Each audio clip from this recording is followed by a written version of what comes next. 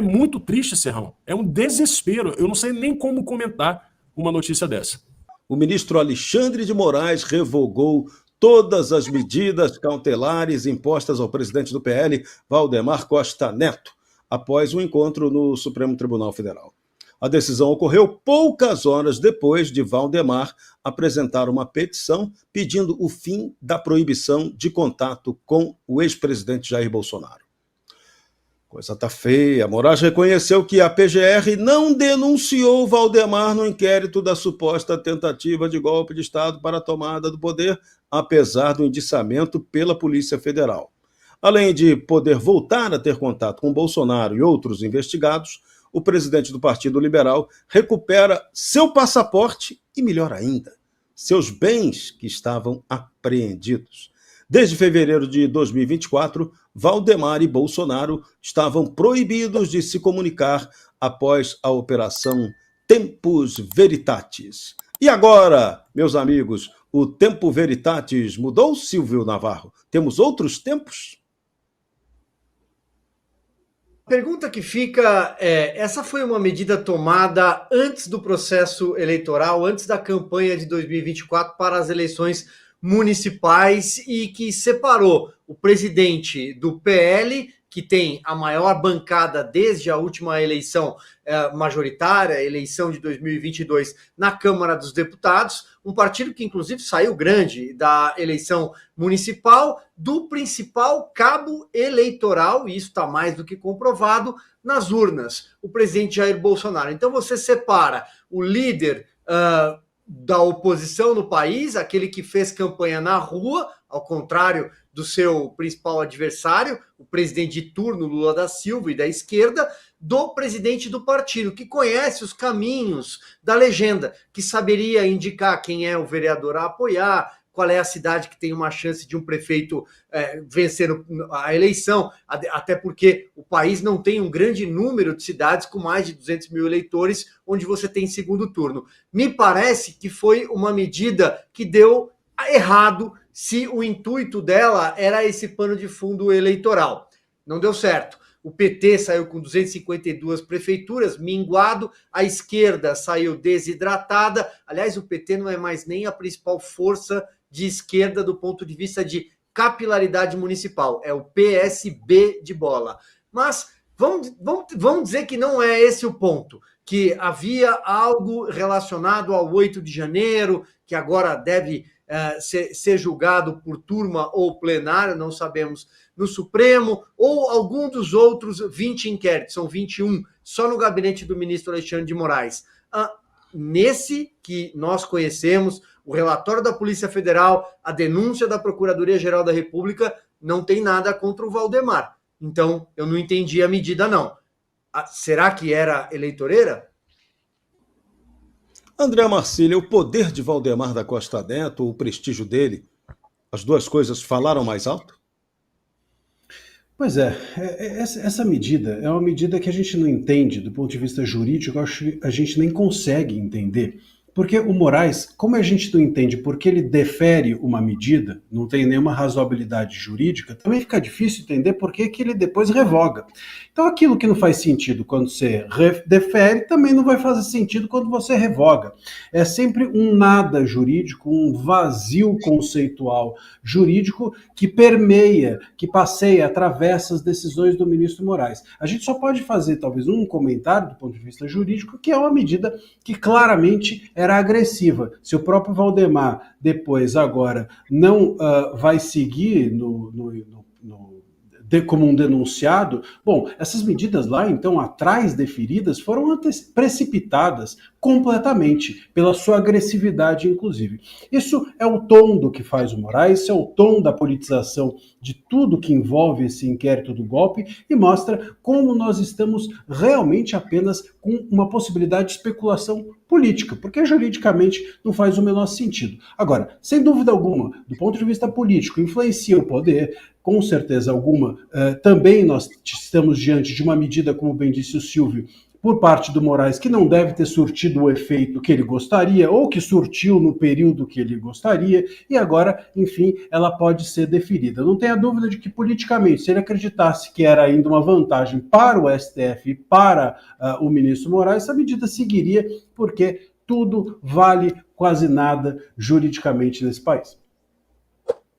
Darcio Bracarense, o que muda agora? O presidente do PL pode falar oficialmente, livremente, com o presidente de honra do PL. O que muda com isso? Em princípio, muda a possibilidade do presidente poder hoje articular com a maior liderança política do país.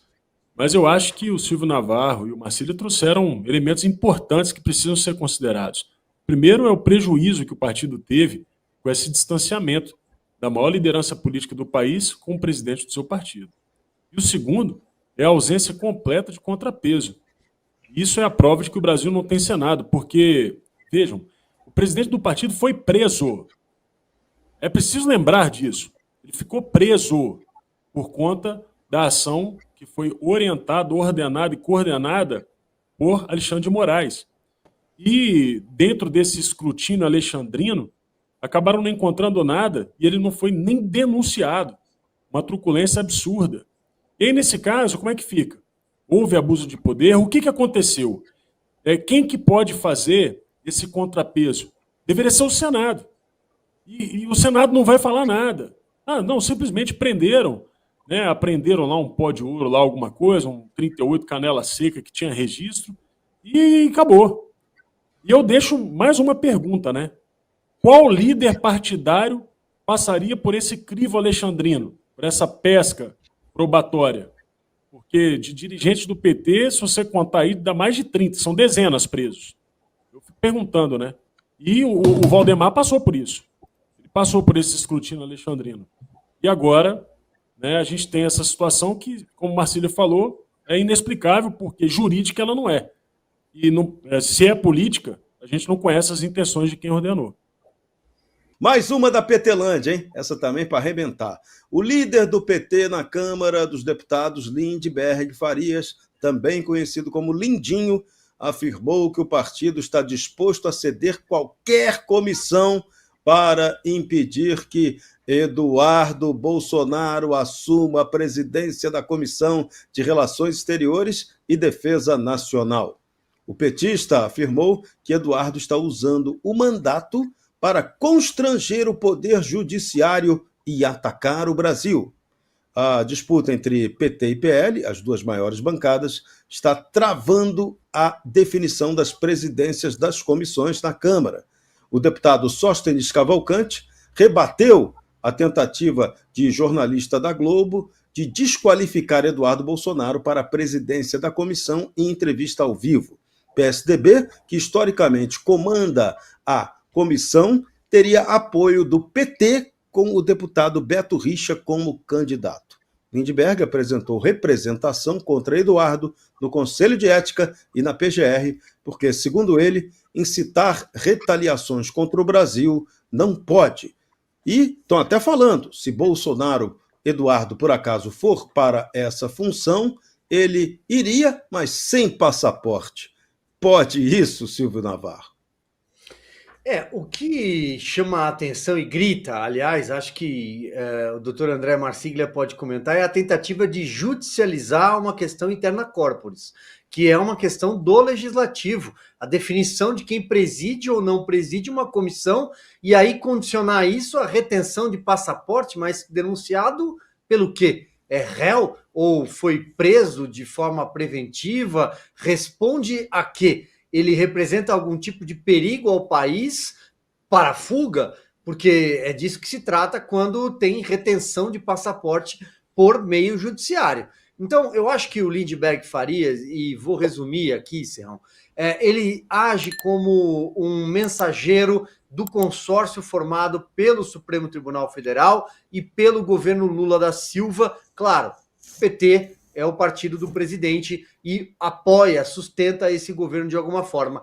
Então, é o Lindbergh Farias agindo assim, preocupado com o que o Eduardo Bolsonaro faz no exterior, que é mostrar o que está acontecendo nessa ditadura do judiciário no Brasil, e os abusos, né, os atropelos do devido processo legal, atropelos de direitos humanos, inclusive, e também de certa forma, os ministros, como Gleisi Hoffmann, elogiando o Alexandre de Moraes, terminam dizendo que o presidente Lula tem feito elogios a Alexandre de Moraes toda semana. Eu não tenho memória, e eu acho que estou nessa estrada há algum tempo, de um governo que elogie publicamente com tanta frequência o judiciário e alguns ministros nominalmente. Eu não sei se meus colegas têm, se você, Serrão, que também está nessa estrada há muito tempo, tem memória. Eu não tenho, desde a redemocratização eu não tenho.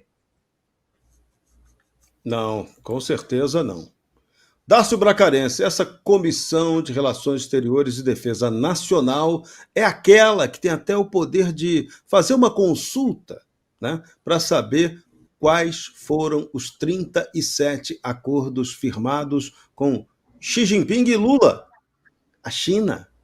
Será que isso vai aparecer se o Eduardo Bolsonaro conseguir ser o presidente da comissão? Será que é por isso que o PT também está com tanto medo dele assumir essa comissão? Bem, existe o medo, mas eu conheço um pouquinho o funcionamento da Câmara. Os acordos firmados entre os caciques partidários, os líderes da Câmara, normalmente não são quebrados. E assim, existe, sim, uma bancada dos aloprados. Tem lá o Lindinho, a outra lá, a Petrone, essa turma que faz parte dessa ala dos aloprados que ficam aí gritando.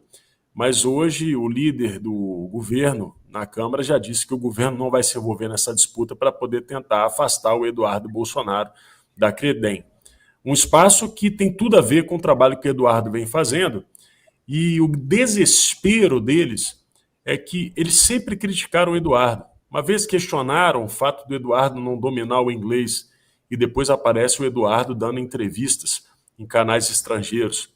O Eduardo tem feito um trabalho espetacular na Europa, com os partidos da Espanha, com os partidos de Portugal, tem feito um trabalho na Alemanha, assim como no mundo árabe. O Eduardo Bolsonaro tem ótimas relações no mundo árabe e capaz, portanto, de criar soluções para o país. E eles sabem que Eduardo Bolsonaro é, sim, um postulante à cadeira do pai, uma vez que o pai pode ficar inelegível.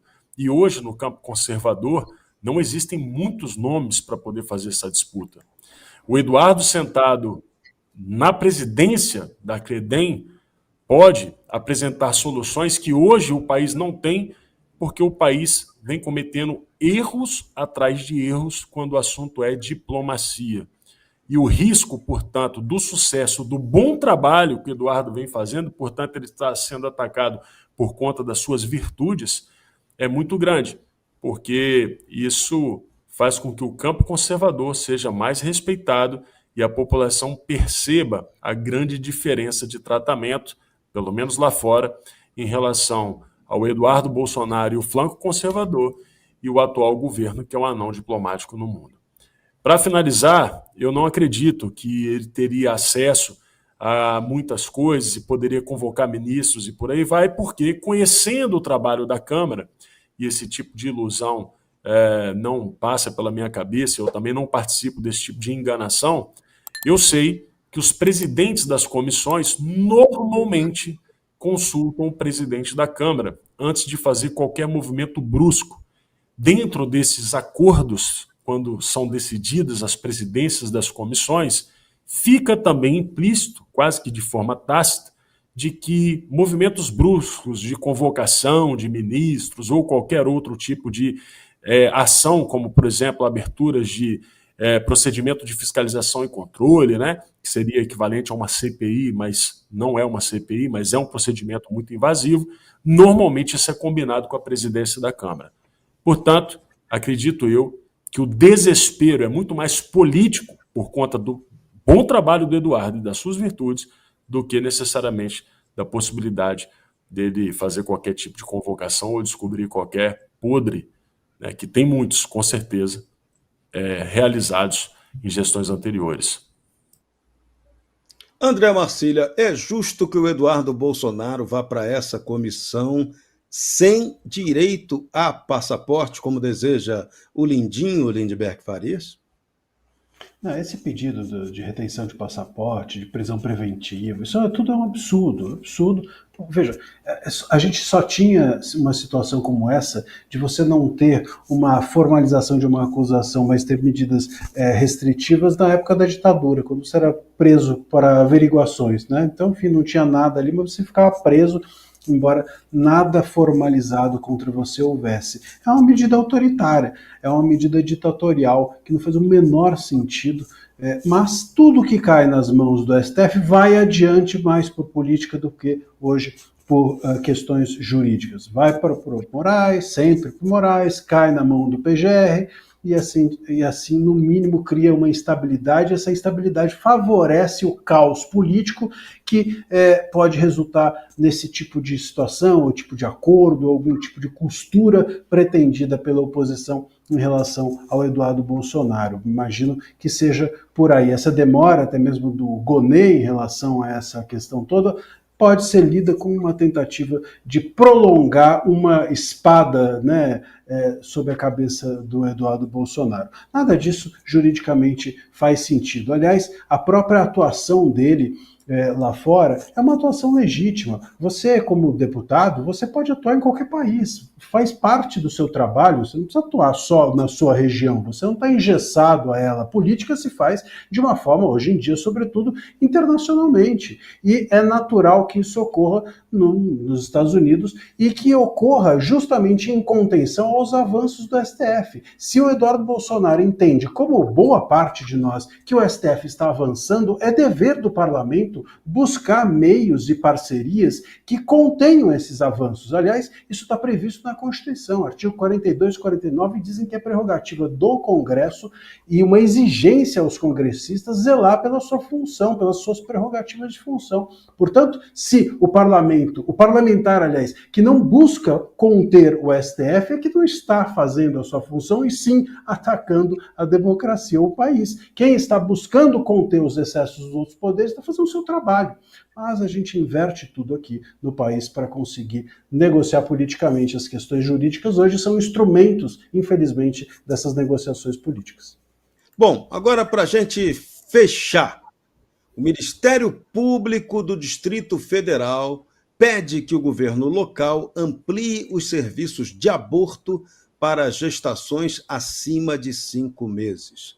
A recomendação foi encaminhada à Secretaria de Saúde e cobra acessibilidade e treinamento de profissionais para procedimento até o 9º mês de gestação. O documento ainda exige uma investigação sobre a descontinuidade do programa de interrupção gestacional prevista em lei e possível responsabilização de agentes públicos. E aí é que a porca torce o rabo.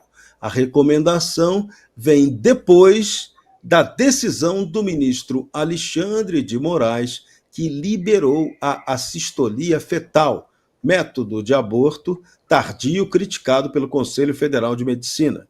Especialistas alertam que o procedimento envolve risco de complicações graves para a mãe, além da viabilidade do feto fora do útero a partir de 5 meses. Críticos dessa decisão destacam que, sem fiscalização, não existe como garantir que o procedimento esteja ocorrendo apenas nos casos de aborto previstos em lei. A Secretaria de Saúde do Distrito Federal não se pronunciou sobre o pedido, mas os comentaristas do Bradock Show vão fechar o programa hoje tratando dessa questão polêmica. Mais uma ação suprema tárcio-bracarense interferindo, dessa vez, na saúde e na vida das pessoas. Pois é, lamentável. Mas eu não vou nem falar da decisão do ministro Herodes ou do ministro Alexandre de Moraes. Eu quero falar sobre o próprio Ministério Público do Distrito Federal. Eu trabalhava lá ano passado e um colega teve uma paralisia. Não sei qual a razão, nem ele sabe. Pode ser uma síndrome pós-doença ou pós qualquer outra coisa. Mas ele teve uma paralisia e quando tomava banho de manhã, o lado direito parou, daqui a pouquinho o lado esquerdo parou também, e ele caiu e ficou ali parado durante horas até que foi socorrido e levado para um hospital público no Distrito Federal. Nesse hospital público ele ficou esperando o neurologista e eu fui visitá-lo às 9 horas da noite. Isso aconteceu às 8 horas da manhã. Cheguei 9 horas da noite no hospital e ele estava esperando ainda a possibilidade de ser atendido por um neurologista, porque no Distrito Federal não tinha neurologista. E essa é uma realidade tão séria que há pouco tempo eu vi notícias na imprensa de que a população depredou um posto de saúde, uma UPA, no Distrito Federal, por falta de atendimento médico, porque a saúde lá é absolutamente sucateada. E fora isso, o Distrito Federal tem outros números que são assustadores também, como o número assustador de assassinatos de mulheres, que inclusive foi chamado pela imprensa de epidemia de feminicídios. E veja só que interessante, a grande preocupação do Ministério Público do Distrito Federal é em garantir abortos. Diante desse cenário, mulheres sendo assassinadas e uma situação de caos da saúde pública. Olha, se eles não estão conseguindo atender as pessoas que estão ficando doentes, se não tem remédio, se não tem posto de saúde, como é que vai ter estrutura para poder atender? Eu não estou discutindo nem a questão da moralidade, eu não estou aqui fazendo nenhuma discussão de como abjeta é a ideia de eliminar a vida humana. Eu só estou dizendo que do jeito que se encontra o Distrito Federal, o Ministério Público precisaria fazer um trabalho muito anterior a esse. E é muito triste que existam promotores públicos pagos com dinheiro público, ignorando essa realidade e militando em favor da morte. É muito triste, Serrão. É um desespero. Eu não sei nem como comentar uma notícia dessa. É dureza, hein, Silvio Navarro? A vida no Brasil está banalizada, hein? E eu confesso, Serrão, que eu estava aqui enquanto o Dácio falava, buscando de onde partiu, né? Então, são 5 promotoras do Ministério Público do DF Territórios, é uma recomendação para que a Secretaria de Saúde do DF garanta esse aborto, né? Porque eu fico pensando sempre do ponto de vista da constitucionalidade, do ponto de vista da aplicação vertical daquilo que o Supremo deliberou. Eu estou olhando um pouco para o lado da legalidade da aplicação de tudo isso, que parte porque nos assalta, né? Uma notícia como essa, uma informação como essa.